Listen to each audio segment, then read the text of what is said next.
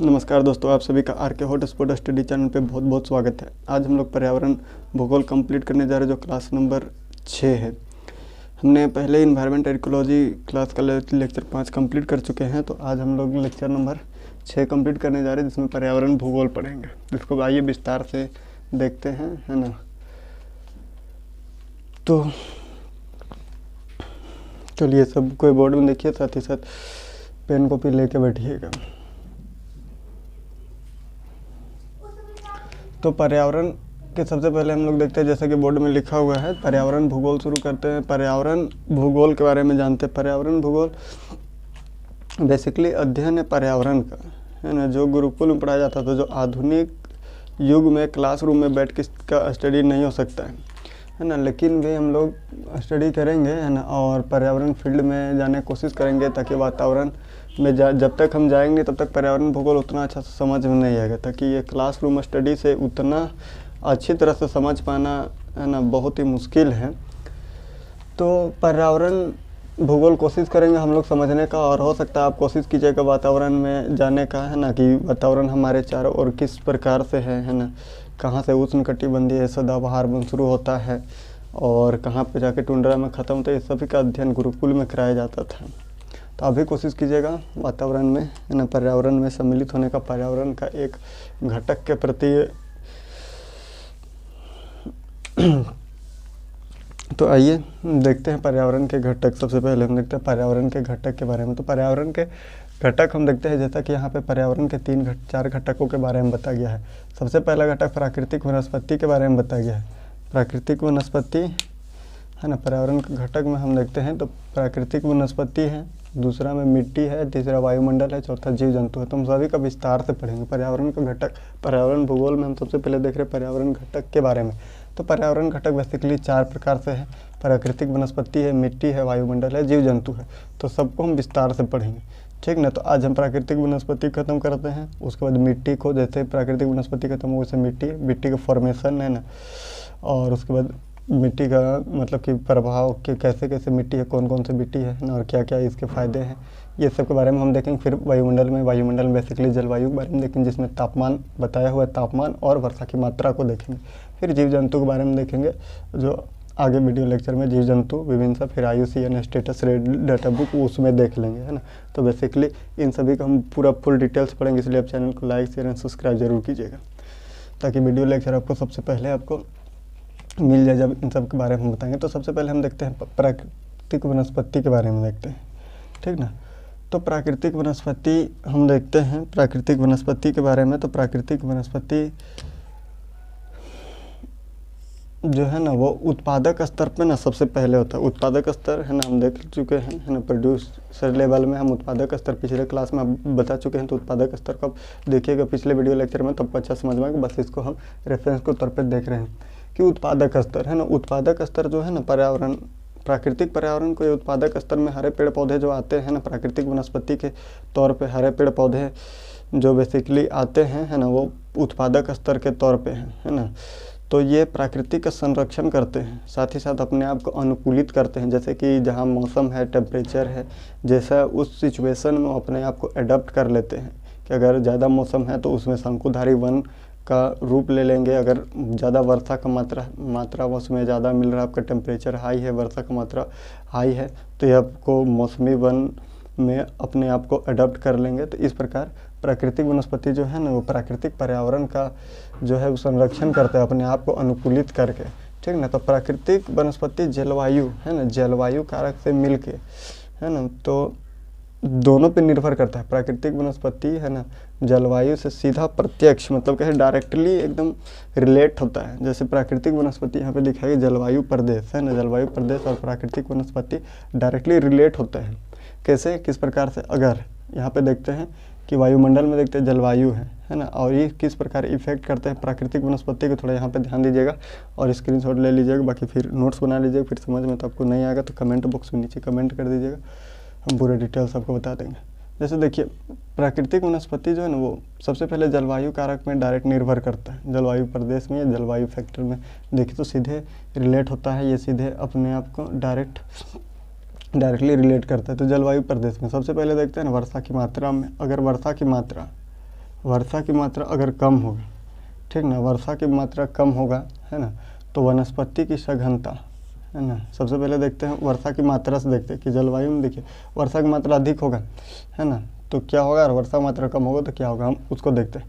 तो वर्षा की मात्रा सबसे पहले कम देखते हैं। अगर वर्षा की मात्रा कम होगा, ठीक ना, तो वनस्पति की सघनता है ना वो कम होगा, यानी कि डेंसिटी जो फॉरेस्ट का डेंसिटी है, जैसे कि जहाँ वर्षा की मात्रा कम होता है वहाँ पे आपका वनस्पति का जो डेंसिटी वो कम होगा। जैसे कि जहाँ पानी कम आ रहा है ना, वहाँ का पेड़ कम होगा, जैसे मरुस्थलीय वन के एग्जांपल ले लेते हैं, फिर से टूंड्रा होगा। इस प्रकार से वनों का डेंसिटी कम होते जाएगा, ठीक ना, घास के मैदान में फिर होगा। फिर जैसे जैसे वर्षा की मात्रा बढ़ेगा फिर उष्णकटिबंधीय पर्णपाती वन होगा, फिर मौसमी वन होगा। वैसे वैसे धीरे धीरे जब जहाँ वर्षा की मात्रा 200 सेंटीमीटर से अधिक होगा वहाँ पर आपका सदाबहार वन का विकास हो जाएगा। तो वैसे ही वनस्पति की सघनता, सबसे पहला वर्षा की मात्रा में हम देख रहे हैं, तो वर्षा की मात्रा जैसे जैसे कम होगा यानी कमी की ओर इंगित करेगा वर्षा की मात्रा, तो जैसे वनों की वनस्पति की सघनता में कम होगा। और वनस्पति की सघनता में होगा तो जैव भार में कमी होगा, है ना, जैव भार में कमी होगा। तो जैसे जैसे वर्षा की मात्रा कम होते जा रहा है वैसे वैसे जैव भार में भी कमी होगा, है ना। और जैव भार में जैसे जैसे कमी होगा तो किस प्रकार से वन डिक्रीज ऑर्डर में बनेगा। वन का डिक्रीज ऑर्डर कैसे होगा, पहले वन होगा, है ना, मतलब वनस्पतियों का डिक्रीज ऑर्डर किस प्रकार होगा, पहले वन होगा, फिर सवाना बनेगा, फिर सवाना मिलने लगेगा, फिर से आपको घास का मैदान मिलेगा। और जैसे जैसे घास के मैदान में और वर्षा की मात्रा डिक्रीज करते जाएगा तो वो मरुस्थल का रूप ले लेगा, मरुस्थल में वो एडॉप्ट हो जाएगा, वो मरुस्थल बन जाएगा, जिसमें आपको देखेंगे नीचे यहाँ पे दिया हुआ है कि कौन सा जलवायु प्रदेश में और कैसे कैसे वहाँ पे क्या क्या होता है, इफेक्ट पड़ता है ना, तो कौन कौन सा सिचुएशन होता है, कौन कौन सा वनस्पति का ओरिजिन होता है, यह हम थोड़ा सा आगे चल के देखते हैं। तो वैसे वर्षा की मात्रा, अगर वर्षा की मात्रा अधिक होगा, अगर वर्षा की मात्रा अधिक हो जाता है, यहाँ पे देखिएगा, अगर वर्षा की मात्रा अधिक हो जाएगा, ठीक ना, तो वनस्पति की सघनता ज़्यादा हो जाएगा, वनस्पति की सघनता ज़्यादा हो जाएगा। अगर वर्षा 200 सेंटीमीटर से अधिक हो रहा है तो आपको सदाबहार वन मिलेगा।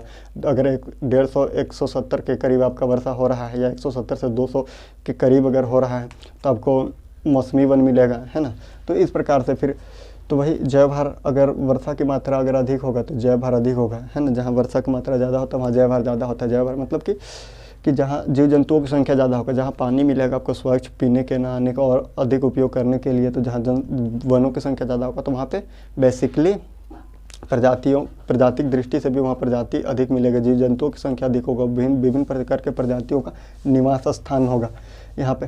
तो वैसे ही वन में भी देखेंगे, तो जैसे जैसे वर्षा की मात्रा बढ़ते जाएगा, सबसे कम वर्षा की मात्रा मरुस्थल मिलेगा, फिर उससे वर्षा की मात्रा बढ़ेगा तो घास के मैदान विकसित होगी, फिर उससे ज़्यादा वर्षा की मात्रा वहाँ पे ज़्यादा होगा, है ना, रेनफॉल ज़्यादा होगा तो सवाना मिलेगा। और एकदम 200 सेंटीमीटर से अधिक एनुअल अगर वर्षा हो रहा तो आपको वन मिलेगा, वो भी कौन सा, सदाबहार वन, कि जहाँ पे सदाबहार वन वहाँ मिलेगा, ठीक ना। उसी प्रकार टेम्परेचर इफेक्ट करता है जलवायु में। दूसरा कारण है टेम्परेचर देखते हैं। अगर टेम्परेचर अगर कम होता है, टेम्परेचर अगर कम होगा बेसिकली तो प्रकाश संश्लेषण, फोटोसिंथेसिस का प्रक्रिया एकदम कम होगा, है ना। टेम्परेचर कम होगा मतलब कि सूर्य का रोशनी, टेम्परेचर कब कम होगा, जब सूर्य का प्रकाश आपको कम मिलेगा, है ना। तो प्रकाश संश्लेषण, पेड़ पौधों को सूर्य की रोशनी कम मिलेगा तो प्रकाश संश्लेषण की दर कम होगा, प्रकाश संश्लेषण की दर कम होगा, है ना। तो बेसिकली एक मिनट,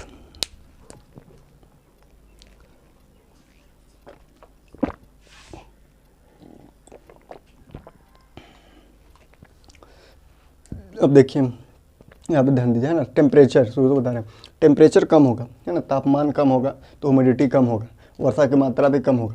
ये चीज़ तो आपको पता है। तो टेम्परेचर से ही इफेक्ट करता है हर चीज़, कि कितना पानी रेनफॉल होगा, है ना, कितना क्या होगा, ह्यूमिडिटी कितना होगा, तो ये सब आपका टेम्परेचर पर निर्भर करता है। तो टेम्परेचर जैसे कम होता है तो यहाँ पे हम लोग देख रहे हैं कि प्रकाश संश्लेषण की दर में भी कमी होगी, है ना। और प्रकाश संश्लेषण की दर में जैसे कमी होगा तो वृक्षों की लकड़ियों पर इसका इफेक्ट पड़ेगा, है ना।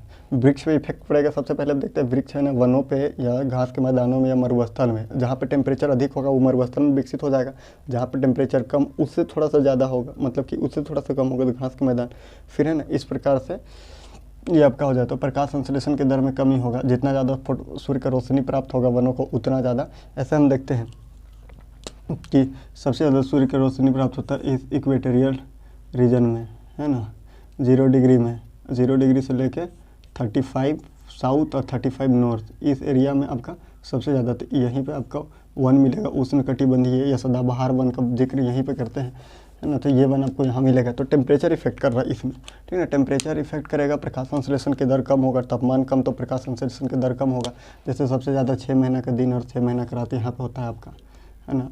आर्कटिक रीजन में ये पोल, साउथ पोल और ये नॉर्थ पोल में, इसलिए ना के बराबर यहाँ पे ना के बराबर 0.001% यहाँ पे आबादी आपको मिलेगा पौधों को, प्रजातियों का विभिन्न, मतलब कि ये बहुत कम है। तो ये प्रकाश संश्लेषण की दर, मतलब फोटोसिंथेसिस वहाँ कम हो रहा है, क्यों? वहाँ पे टेम्परेचर लो है ना। तो अपने आप को वहाँ पे जो भी प्रजातियों एडॉप्ट नहीं कर सक रहे हैं, तो इसी कारण से यहाँ पे हो रहा है। तो वृक्षों की लकड़ी में फ़र्क पड़ेगा। वृक्ष की लकड़ी में क्या इफेक्ट पड़ेगा कि वहाँ का लकड़ी जो कठोर होगा या मुलायम होगा, दो प्रकार से होगा।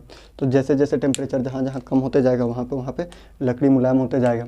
जैसे कि सबसे ज़्यादा कठोर, जहाँ पे सबसे ज़्यादा प्रकाश पड़ रहा है उष्णकटिबंधीय वन में, यहाँ का लकड़ी आपको कठोर होगा। फिर शीतोष्णकटिबंध में वहाँ का लकड़ी आपको उससे कम कठोर होगा। फिर से आपको शंकुधारी वन में वहाँ से कम कठोर लकड़ी मिलेगा। फिर टुंड्रा वन में एकदम कम कठोर, जिसका लकड़ी का हम यूज फर्नीचर वगैरह में नहीं कर सकते। हम बाद में देखेंगे वनों का महत्व के बारे में, अगर हम पढ़ते हैं तो कौन सा वन का क्या महत्व है उसके बारे में भी हम आगे विस्तार से चर्चा करेंगे, ठीक ना। तो यहाँ तक समझ में आ गया? यहाँ पे कोई दिक्कत नहीं है? कोई दिक्कत होगा यहाँ तक तो आप कमेंट बॉक्स में कमेंट कीजिएगा, हमको कौन सा समझ में नहीं आया, है ना। तो हम आपका अगले वीडियो लेक्चर में इसका पूरा जवाब देने का कोशिश करेंगे। साथ ही साथ आपसे निवेदन है कि चैनल को सब्सक्राइब कीजिएगा और बेल आइकन को प्रेस कीजिएगा, ताकि अगला लेक्चर जैसे हम करें नोटिफिकेशन सबसे पहले आपको मिले। तो ठीक है, यहाँ तक समझ में आ गया, कोई दिक्कत नहीं है ना। तो इसका स्क्रीनशॉट ले लीजिएगा, ठीक ना। तो इसको मिटा देते हैं, या पेन कॉपी लेके बैठिए। स्क्रीनशॉट में अगर उतना अच्छा से दिखता नहीं है या समझ में नहीं आता होगा तो पेन कॉपी लेके बैठिए, है ना। और सबको नोट्स करते चलिएगा।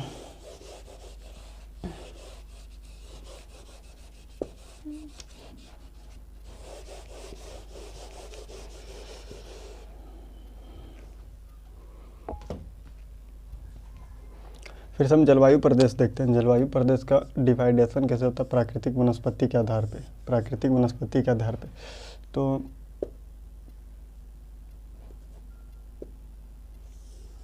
पेटी बना देते हैं, थोड़ा गोल नहीं हुआ।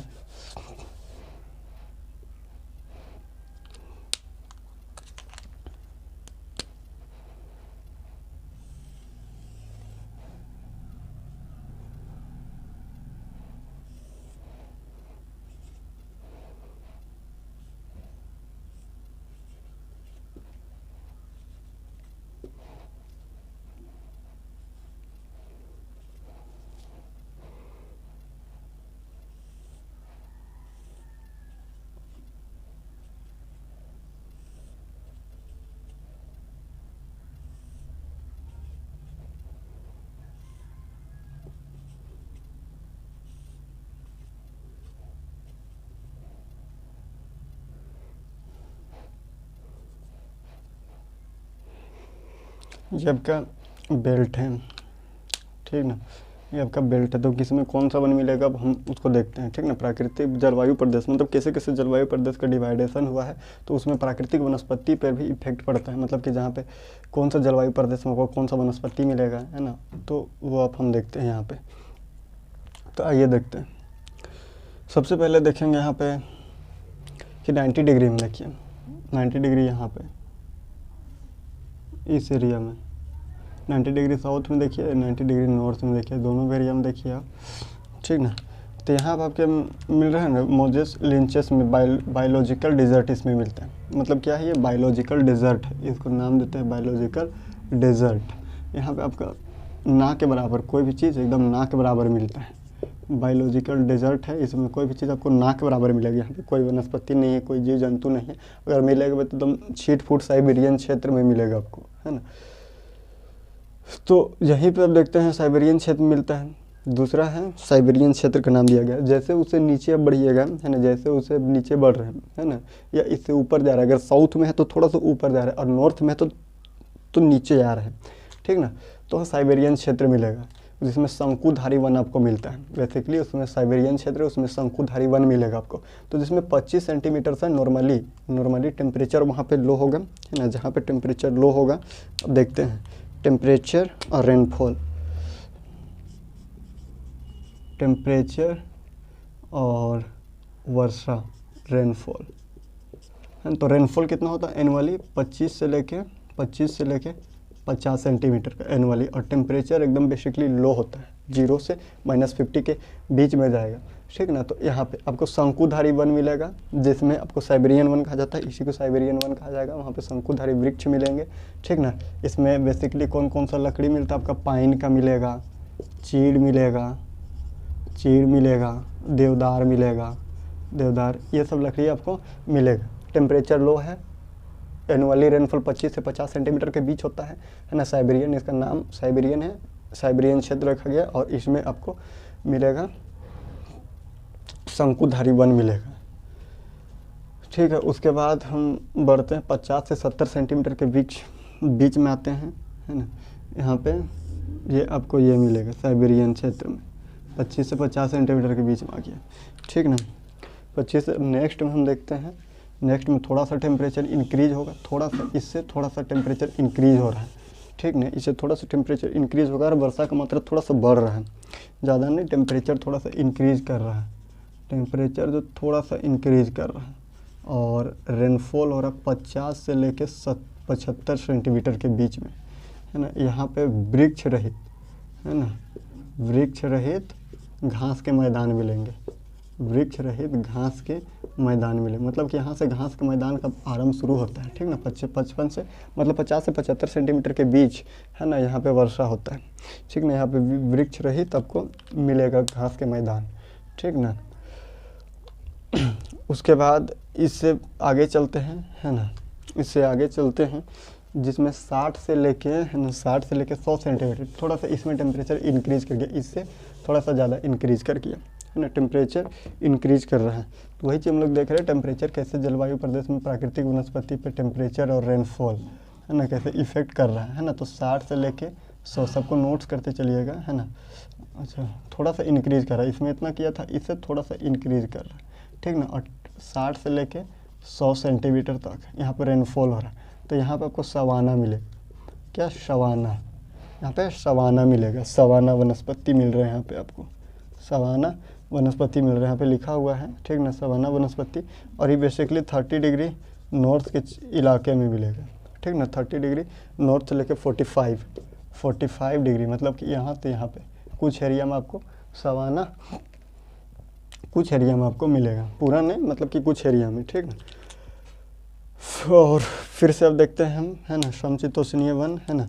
इसी में एक 25 सेंटीमीटर से कम वर्षा क्षेत्र होता है, यहाँ पे देख लीजिए यहाँ तक, है ना। 60 सेंटीमीटर में कौन सा वन मिलता है, और 25 सेंटीमीटर टेम्परेचर एकदम इंक्रीज करेगा, टेम्परेचर और रेनफॉल एनुअली 25 सेंटीमीटर से लो होगा। तो यहाँ पे आपको जीरोफाइट मिलेगा, जीरोफाइट कैक्टस ETC यहाँ पे मिलेगा, ठीक ना। ये आपको जीरोफाइट कैक्टस ये सब आपको मिलेगा, मतलब 25 डिग्री सेंटीग्रेड से कम होगा, है ना, इसको। और 50, जहाँ पे 50 डिग्री सेंटीग्रेड है, समशीतोष्ण वन कहेगा, समशीतोष्ण वन 50 डिग्री, मतलब 50 सेंटीमीटर से 70 सेंटीमीटर जो बीच होगा, यहाँ पे रेड जायंट भी कहता है। इसका एग्जांपल आप लिख लीजिए, यहाँ पे लिखा हुआ रेड जायंट सिक्वेशन कैलिफोर्निया घाटी में मिलेगा, जिसमें माली और प्लांट है पर्थ में। आपको ऑस्ट्रेलिया में ये सब वन आपको मिलेगा, कहाँ पे विस्तार है इसको भी लिख लीजिएगा, ठीक ना। फिर से 100 हो गया। अब देखते हैं 180 से लेकर 200 सेंटीमीटर के बीच, 180 से लेकर 200 सेंटीमीटर तक के बीच में आपको मिलेगा मानसूनी वन,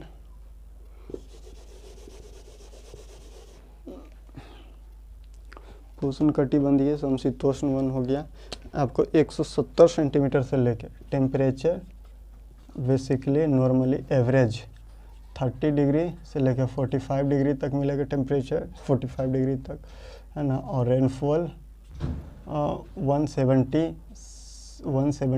सेंटीमीटर से 200 सेंटीमीटर तक होगा। इसको मानसूनी वन का नाम देते हैं, मानसूनी वन, मानसूनी वन का नाम दिया है ना, ये सब फैक्ट्स है, समझाने के लिए कोई नहीं कुछ नहीं है इसमें, इसलिए आप नोट्स करते चलिएगा, ठीक ना। मानसूनी वन जो ग्रीष्म काल में इतना होता है, ग्रीष्म काल में जो अपना पत्ता झड़ाता है, इसलिए पर्णपाती वन का भी नाम इसको देते हैं। उष्णकटिबंधीय पर्णपाती वन यहाँ पे लिखा हुआ है ना, उष्णकटिबंधीय पर्णपाती वन की संज्ञा देते हैं, जिसमें फेवरेट है साल है, टीक है, सैंडलवुड है और नीम यहाँ पे बेसिकली मिलता है। फिर से आपका 200 सेंटीमीटर, 200 सेंटीमीटर से अप होगा टेम्परेचर, आपका हाई होगा यहाँ पे, ठीक ना। और नाइट में थोड़ा सा गिरेगा टेम्परेचर, तो वो सदाबहार वन मिलेगा आपको यहाँ पे, mahogany, ebony, green heart, rosewood और ड्रोनवुड, इसको यहाँ पे आपको लकड़ी ये सब मिलेगी लकड़ी अब, है ना। तो मिश्रित रूप उष्णकटिबंधीय वृक्षारोही हित को कहते हैं, जो इकोटोन के लिए महत्वपूर्ण है, यहाँ पर विस्तार से समझ चुके हैं। और टेम्परेचर देख लिए 10 से 30 डिग्री के बीच में कौन सा वन आपको मिल रहा है, कौन सा, यहाँ पे आप स्क्रीनशॉट ले लीजिएगा, ठीक ना। तो नेक्स्ट लेक्चर में हम बताएंगे आपको कि भारत का प्राकृतिक वनस्पति का विभाजन कैसे हुआ है ना। भारत के प्राकृतिक वनस्पति का विभाजन, भारत की प्राकृतिक वनस्पति का विभाजन ना 2 टाइप्स हुआ, एक वर्टिकल और एक हॉरिजॉन्टल। तो दोनों को हम देखेंगे। ये सब हो गया, नोट्स कर लिए होंगे, ठीक ना, स्क्रीनशॉट ले लिए होंगे। तो